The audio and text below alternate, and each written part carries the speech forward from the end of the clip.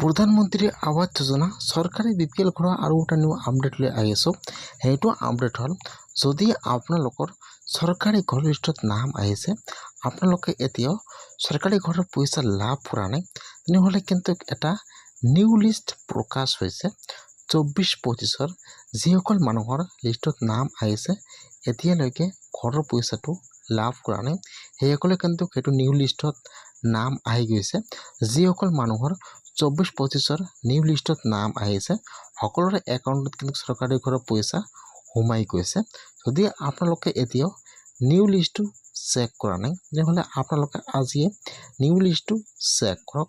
আৰু যদি আপোনালোকৰ লিষ্টত নাম আহিছে আৰু আপোনাৰ একাউণ্টত পইচা সোমাইছে নে সোমোৱা নাই, আপোনালোকে কিন্তু এইটো ৱেবছাইটৰ পৰা অতি সহজে চাব পাৰিব। কেনেকৈ চেক কৰিব চাই লওক। এতিয়া আপোনালোকে ফাৰ্ষ্ট এইটো ৱেবছাইটত আহি যাব pmayc.nic.in। আপোনাৰ সুবিধাৰ কাৰণে ৱেবছাইটৰ লিংকটো মোৰ ডিছক্ৰিপশ্যনত দি দিছোঁ। আপোনালোকে ডাইৰেক্ট ক্লিক কৰি এইটো ৱেবছাইটত আহি যাব। অহাৰ পিছত ইয়াত চাব 2 নম্বৰত চাব দিয়া আছে আৱাস শ্বপ। এতিয়া আপোনালোকে আৱাস শ্বপৰ ওপৰত ক্লিক কৰিব।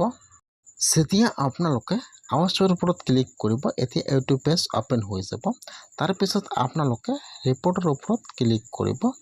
এতিয়া ইয়াত কিন্তু আৰু এটা নিউ পেজ এতিয়া অ'পেন হৈ যাব এনেকুৱাকৈ।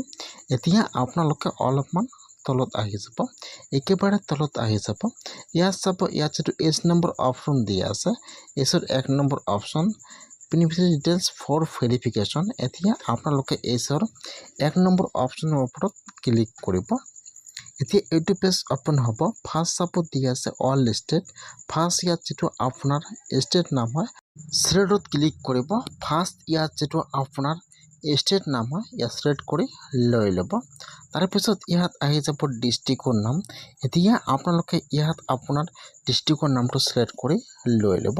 তাৰপিছত ইয়াত আহি যাব চন। আপোনালোকে একেবাৰে তলত আহি যাব। তলত চাব দিয়া আছে 24 আৰু 25। আপোনালোকে ইয়াৰ পৰা 24 আৰু 25টো ছিলেক্ট কৰি লৈ ল'ব।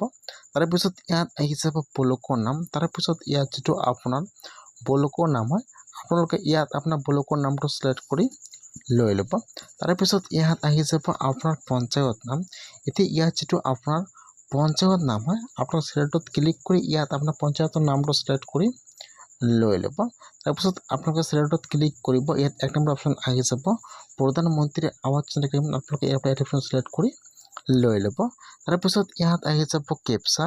এতিয়া আপোনাৰ তাত যিটো কেপচা আহিছে এতিয়া আপোনালোকে কেপচাটো সেইটো ঘৰত বহাই দিব। কেপচাটো বহাই দি তাৰপিছত আপোনালোকে চাবমিটৰ ওপৰত ক্লিক কৰিব। যেতিয়া আপোনালোকে কেপচাটো বহাই দি চাবমিটত ক্লিক কৰিব তাৰপিছত ইয়াত কিন্তু আপোনাৰ পঞ্চায়তৰ 24-25ৰ নিউ লিষ্টটো ইয়াত ওলাই আহি যাব এনেকুৱাকৈ। এতিয়া আপোনালোকে ইয়াত চাব ফাৰ্ষ্ট ইয়াত আপোনাৰ নাম দিয়া আছে, আপোনাৰ গাৰ্জেন নাম দিয়া আছে, তাৰপিছত ইয়াত আপোনাৰ ঘৰৰ ৰেজিষ্ট্ৰেশ্যন নম্বৰ দিয়া আছে আৰু ইয়াত ফাইনেন্সিয়েল ইয়াৰ দিয়া আছে 24-25 দিয়া আছে আৰু এই ফলত চাব ইয়াত আপোনাৰ জব কাৰ্ড নম্বৰ দিয়া আছে। আপোনালোকে অলপমান তলত আহি যাব। ইয়াত কিন্তু আপোনাৰ পঞ্চায়তৰ ভেৰিফাই লিষ্টটো আহি যাব।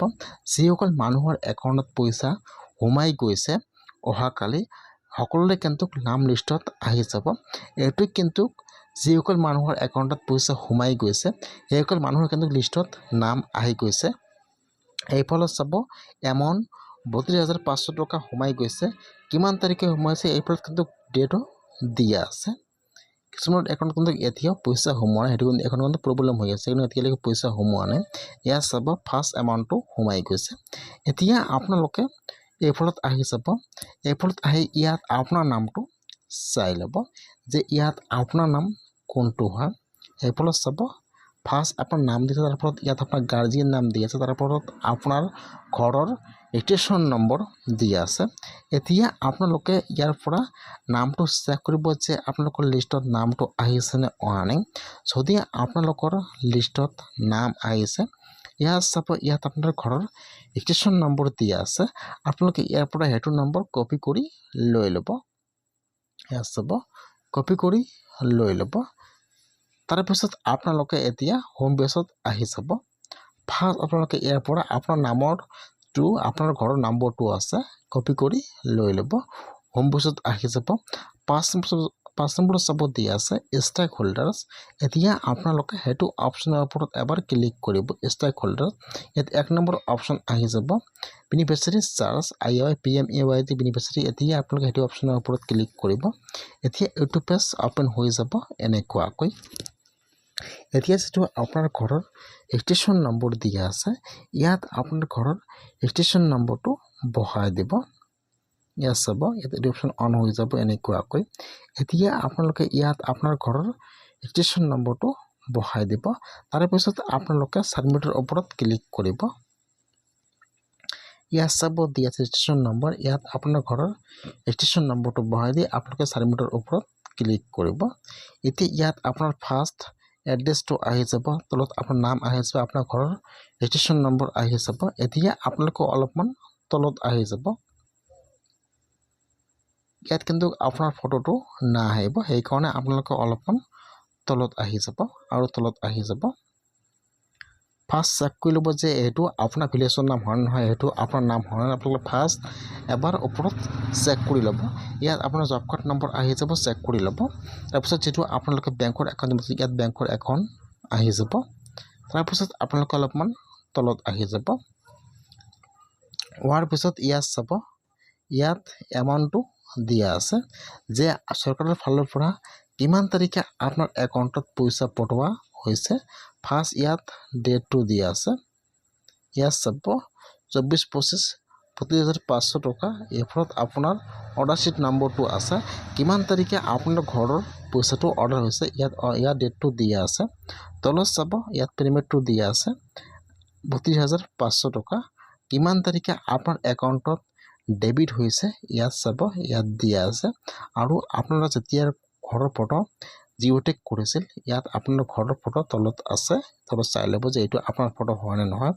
ইয়াত চাব 12 তাৰিখে আপোনাৰ ঘৰৰ পইচাটো চৰকাৰৰ ফালৰ পৰা অৰ্ডাৰ দিয়া হৈছে, আপোনাৰ একাউণ্টত সোমাইছে 17 তাৰিখ 9 মাৰ্চ 2024। যিসকলৰ চৰকাৰী ঘৰৰ নিউ লিষ্টত নাম আহিছে এতিয়ালৈকে ঘৰৰ পইচা লাভ কৰা নাই, এইবাৰ কিন্তু সকলোৰে একাউণ্টত চৰকাৰী ঘৰৰ পইচা সোমাই গ'ল। যদি আপোনালোকে এতিয়াও চৰকাৰী ঘৰৰ পইচা লাভ কৰা নাই তেনেহ'লে কিন্তু আজি আপোনাৰ একাউণ্টত চৰকাৰী ঘৰৰ পইচা সোমাই গৈছে। আপোনালোকে আজিয়ে আপোনাৰ একাউণ্টটো চেক কৰক আৰু আপোনালোকে এনেকুৱাকৈ চেক কৰক যে আপোনাৰ একাউণ্টত পইচাটো সোমাইছে নে সোমোৱা নাই। এনেকুৱাকৈ অতি সহজে চাই লওক।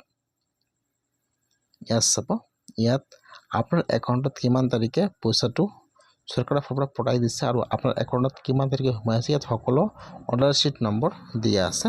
আপোনালোকে যদি এতিয়ালৈকে ঘৰৰ পইচা পোৱা নাই তেনেহ'লে আপোনালোকে আজিয়ে চেক কৰক যে আপোনাৰ একাউণ্টত পইচাটো সোমাইছে নে সোমোৱা নাই। কমেণ্টত জনাই দিব। আজিৰ ভিডিঅ'